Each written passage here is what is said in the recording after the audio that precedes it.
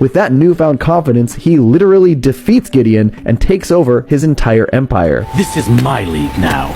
I'm the main character. Here's to the new boss. He even ends up living out his childhood dreams of performing on stage, hilariously as Scott Pilgrim in a musical. The way the series turns the entire world on its head is so much fun, and I love the way it approaches these characters from new angles. Roxy is another of my favorite examples of this. In the film, Roxy is a bit one-dimensional, clearly still showing resentment towards Ramona. The books give us a bit more insight into the nature of their relationship. The pair are friendly and on speaking terms, though the resentment is clearly still there. Roxy essentially chastises Ramona the majority of the time they're on the page together, but we don't get a ton of insight into the actual nature of their breakup or their previous relationship, and if they do have any sort of reconciliation, it's not shown, though it could have happened while Roxy was staying with Ramona later in book 4. But the series takes a more explicit look at that relationship, and why Roxy clearly held that resentment towards Ramona. I love that the series gives them the space not just to showcase an incredible and inspired fight, but actually unpack those feelings of resentment. You made me feel like nothing!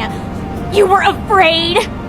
Good for you! All I wanted was for you to see me! I love the way the series takes the time to explore these characters who get limited screen and page time in the previous iterations. While the movie doesn't quite give the room to explore Ramona's own mistakes in her past relationship, that's definitely a more important aspect of the books, overcoming her own insecurities and shortcomings in her love life. But even with that being an important aspect of the graphic novels, this series is able to focus on it more wholly, in the same way that the graphic novels are able to unpack those things for Scott himself. I also really enjoyed how the series handled Lucas Lee. This definitely feels like a character where they sort of met in the middle in regards to his graphic novel and movie characterizations. The book sort of fakes out the idea that he's an asshole, only to reveal that he's actually pretty chill. The movie really embraces Chris Evans' amazing ability to be a cocky dickhead, one of the funniest performances in the film. Lucas, between your string of box office bombs and reports of your toxic skater boy behavior, this town's on the verge of saying, "See you later, boy." But the show also slightly subverts those expectations, making it seem like he's partying and continuing that movie star behavior, when really he's actually staying focused and learning his lines. Though, once again, the more thorough exploration of Lucas and his relationship with Ramona is the real sauce here. The added context that makes these exes more three-dimensional, diving into how Ramona leaving actually made them feel.